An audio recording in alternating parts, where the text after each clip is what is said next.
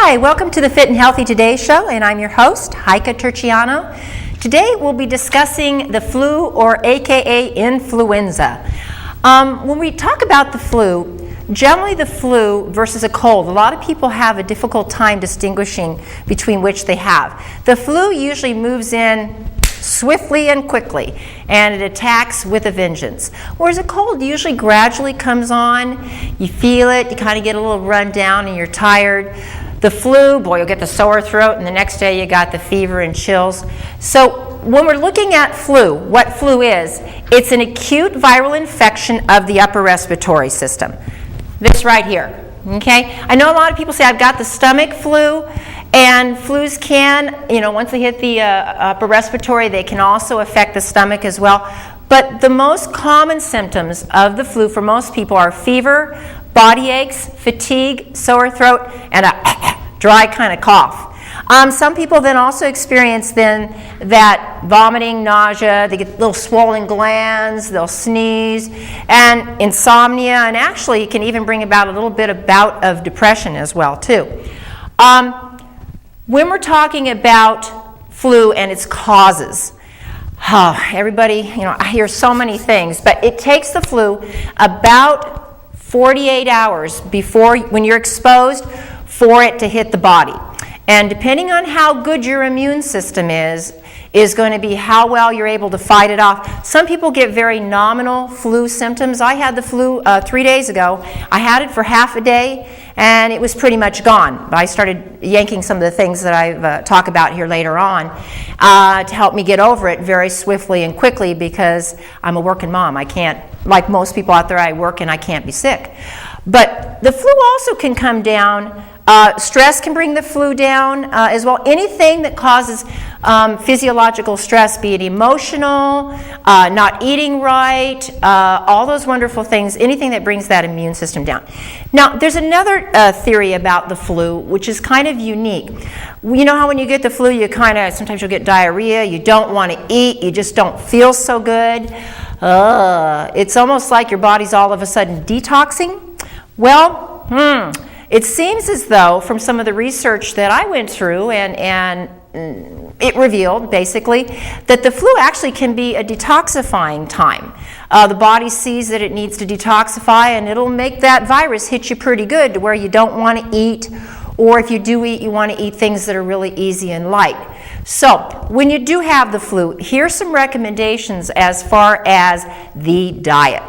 You want to eat pretty lightly. I know a lot of people, especially people who build muscle or work out or that type of thing, they're worried about losing their muscle, or someone who's extremely thin will worry about losing weight. No, you don't want to look at flu as a good way to lose weight, but most people do lose a little bit of weight or tonnage, so be it the case, when they have the flu. When you have the flu, the diet, you want to eat lightly. A lot of fruits, vegetable soups, steamed veggies, things that are really easy on the digestion. And believe it or not, those are also things that help detoxify the body. You want to drink a lot of liquids, water, the good old chicken broth, that hopefully mom or somebody that loves you will make for you.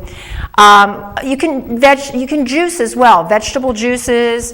A lot of hot water with lemon can help soothe the sore throat. Lemon also alkalizes the blood. Remember, viruses and bacteria love an acidic environment, so these things that we talk about on that list, the vegetables and the good fruits and things like that, really alkali the blood. So they do help you to recover faster, but they also detoxify the body really well and get rid of all the gunk. There are other things that you can do to help with some of the nausea. Increase the consumption of ginger, onions, and you can put some garlic in the soup. I don't recommend sitting there and biting the garlic clove, but if you like it, that's okay. I have one son, when he gets sick, we have this liquid garlic at our store, and he'll take the liquid garlic and shoot it in his mouth whenever he gets ill. And garlic is an antimicrobial. That means it kills viruses and fungals and bacterials. But the garlic and the onions, and then onions and garlic also has something in it that we've talked about before that Ralph has mentioned called quercetin, which is also a very strong upper respiratory antioxidant, which is kind of a cool thing from a food source as well. You're going to avoid all sugars and simple carbohydrates. So, downing the diet soda or soda, oh, this is going to make me feel better, or eating a lot of sugar or any of those kinds of things really causes the immune system to suppress. And I think I said this before, 1 teaspoon of sugar suppresses the immune system for 4 to 6 hours. So, if you want to get over this quickly, you get your sugar consumption down. Now, I'm not talking about things like carrot juice or that type of thing. And if you're a diabetic, even carrot juice would be out of the question. And so would the fruit. So keeping that in mind, you would want to do more vegetables and broths if you're a diabetic in that regard. Avoid caffeine. Now, caffeine, as we know, is a natural kind of diuretic. And coffee or some of these monster drinks, oh my gosh, have tons and tons of caffeine in them. Caffeine causes you to lose minerals, particularly zinc. And one of the best antiviral things that you can do is zinc, particularly if you get a cold. I have these zinc lozenges in my store that people will slam. And it does stop the replication of viruses, and the flu is a virus. So when you're drinking a lot of caffeine, out goes the zinc, and then you don't have as good of an immunal response. I'm going to take a peek at here some of the supplementations that we know help with the flu or fighting off the flu or lessening its duration. There are several good flu homeopathic remedies, one of which comes in a white box. It's Ossel, and it has a long name. We call it Ossel in our store. And it is found to be over 80% effective if you catch the flu within 24 hours for the symptoms of the flu. There are other flu remedies, homeopathics. There's several companies that make flu. Those seem actually to be one of the most effective ways to overcome the flu symptoms besides the diet part that I talked about. With me, I started, when I had my little minor flu, I started slamming the homeopathics and then some of these other things all at one time, and boom, it was gone at the end of the day. So, elderberry extract, one of the most popular antiviral agents in Europe. Elderberry has a lot of clinical research, and as I noted on here, there's medical journal studies that show 90% of the people were well from the flu within 2 to 3 days, versus if they weren't taking anything at all, just what we call a placebo. They do these double-blind placebo tests, and what they do is they'll give you the medication, or in this case, the elderberry extract. Elderberry is a berry. And then they'll give another group none and see who recovers quicker. And the elderberry group, only 2 to 3 days suffered with the flu versus the ones who did nothing. A good 6-day duration. The flu for 6 days is, boy, that'll make anybody depressed. Echinacea golden seal, very good for the immune, and it's extremely antiviral. Now, echinacea and golden seal, there's some disputes as to whether or not you should take them all the time because they are antimicrobials. They do tend to help with stimulating the immunal response, and golden seal actually is kind of like a little bit of a natural antibiotic. So you probably don't want to take it all the time, but when you're fighting something, especially the flu or a cold, and you feel it coming on, you can take the echinacea golden seal and it can work as an antimicrobial. Oregano oil. What's really cool about oregano oil is, like I've mentioned a couple of times before, oregano oil fights off viruses, fungals, and bacteria. So sometimes when we get the flu, especially since the flu is generally respiratory related, it can go into our bronchi or our lungs and turn into viral bronchitis or viral pneumonia.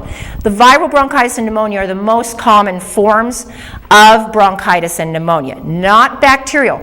But what's cool about the oregano is it can prevent it from becoming the bronchitis and the pneumonia, be it bacterial or viral. Very, very strong cure in the cupboard type of thing that you can do. But it needs to be a special type of variety, oregano oil. It's not your standard cooking oregano. It's a Vulgara form, different variety than we generally cook with. Ester C increases the white blood cell count, and it also is a wonderful way to detox and get the body cleansed out so it can better respond immuno-wise to the flu. I have a recommendation of about 3,000 to 4,000 milligrams. You can do as much as the bowel will tolerate. So how you know you're getting too much of the ester C is if you start getting diarrhea, although sometimes with the flu, you don't know. You're going to have some diarrhea sometimes anyway. But if you can do 1,000 to 2,000, 3 to 4 times a day, that would be recommended when you're fighting off the flu, and particularly ester C, because it's buffered and it's really, really easy on the stomach as well. Ginger. All right, ginger we use a lot for nausea, be it in our pregnant women or be it in someone who's suffering from nausea from the flu or because you ate something bad. But ginger is more than just something that settles the stomach down. It also has a lot of antiviral, antibacterial factors to it. It also is a very good anti-inflammatory too, so it reduces inflammation down. But you can do ginger in its natural form, ginger teas, or there's ginger capsules. It also helps with motion sickness on the boats, or if you have an issue like I do, anytime you get any type of rocking motion, ginger helps settle down, but it helps with the nausea that can go along with the flu. Colloidal silver. Colloidal silver is silver, and what they've done is there's a special process in which these silver water is exposed to these silver ions. It makes a very good antiviral, antimicrobial, antibacterial agent as well, can help with the flu. I mentioned before garlic, how my 10-year-old will grab the garlic bottle whenever he feels something going on. And garlic has been used for centuries. Actually, even in Russia, in World War II, it was considered a natural antibiotic. When they couldn't get a hold of antibiotics, they would use the garlic for wound treatment or internally taken or bronchitis or pneumonia as a natural way, or the flu, as a natural way to help overcome the viral or bacterial infections. Dr. Andrew Weil promotes astragalus for prevention. Now with astragalus you have to kind of be careful because you don't want to take it with a fever. So it's a very good prevention type of thing to take to keep you from getting the flu along with some ester C.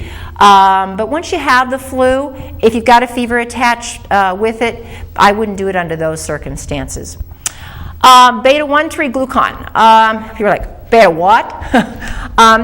It's kind of funny, I have a lot of school teachers that take this right when school starts, because what it does is it allows your immune system to be able to identify a friend from a foe very well. So it can lessen the incidences of flus, colds, and other infections as well by making the immune system ready and available without overstimulating the immune system. You can even take beta-glucan if you have an autoimmune disorder. So very safe and very effective for prevention. Takes it about 24 to 48 hours to work. Now there's a couple of things that I didn't write on here which I want to add in addition. There are things called probiotics, or the good little critters, the good bacterias, especially if you're dealing a lot with stomach issues. If you're dealing a lot with stomach issues with the flu, those good bacteria can really help settle the viral activity in the stomach. And then if you've got severe diarrhea, adding in something called charcoal. You can either burn some toast, or if you don't like to eat that, which most people don't, you can grab charcoal tablets. And what the charcoal does is it kind of absorbs the toxins being produced by the viruses and everything else, and you can also use it with food poisoning. It can stop the diarrhea very quick. We have to be very mindful with diarrhea, particularly in children when they get the flu, because they'll deplete something called electrolytes.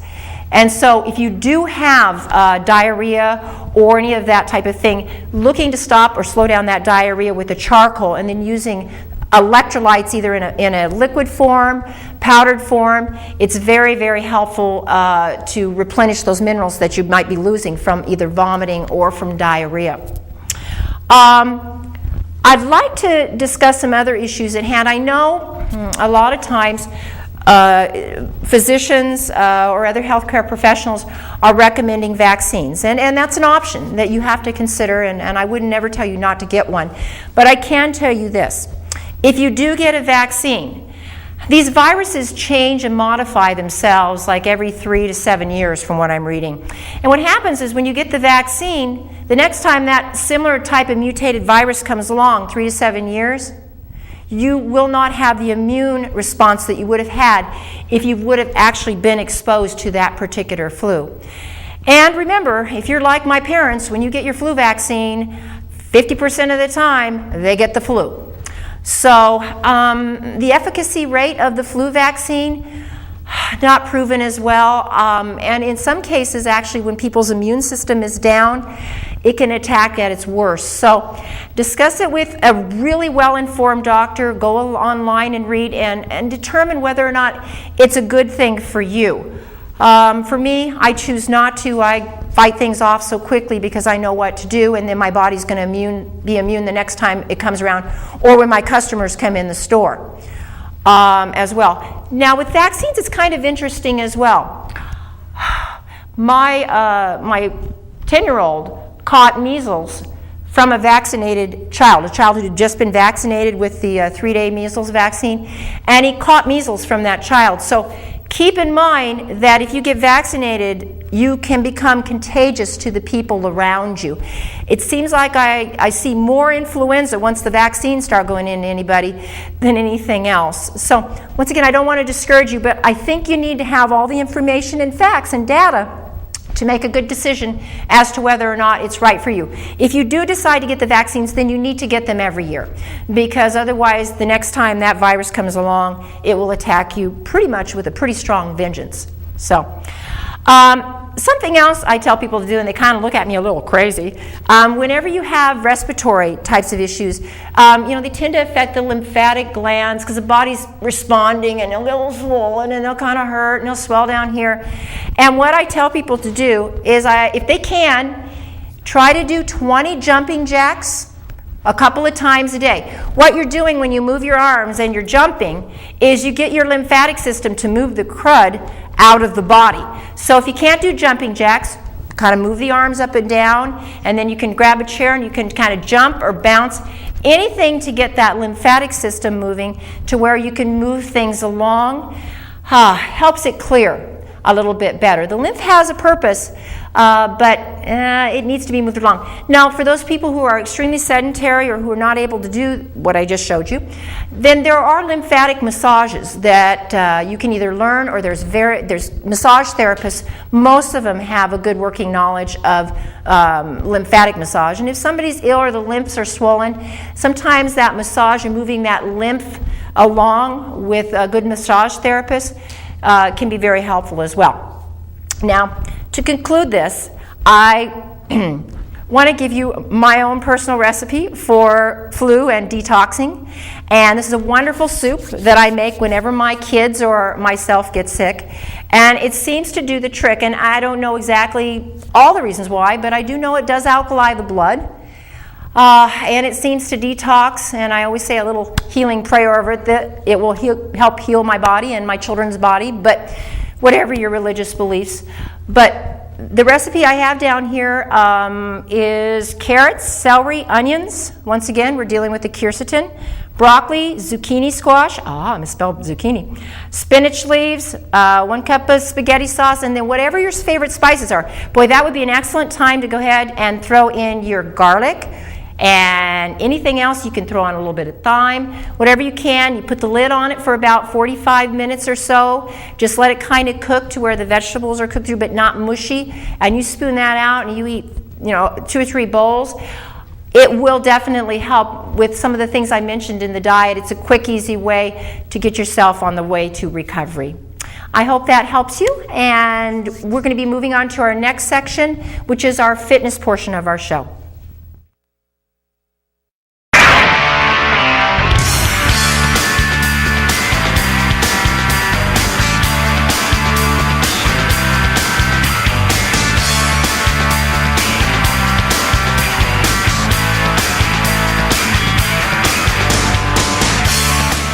Welcome to the fitness portion of our show.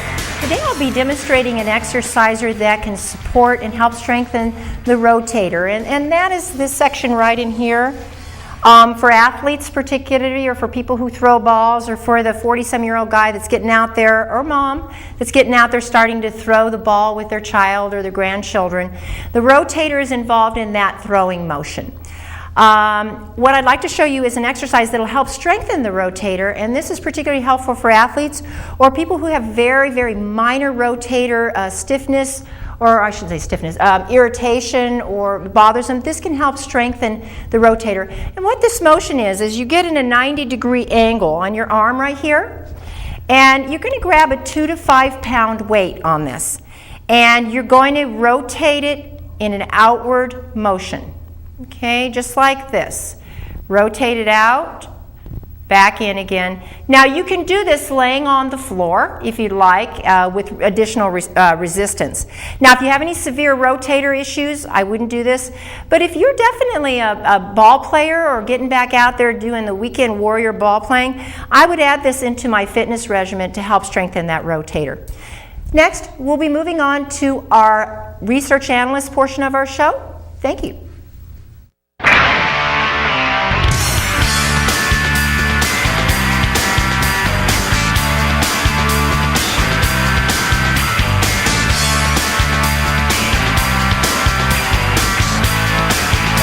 Hi, welcome to the research portion of our show.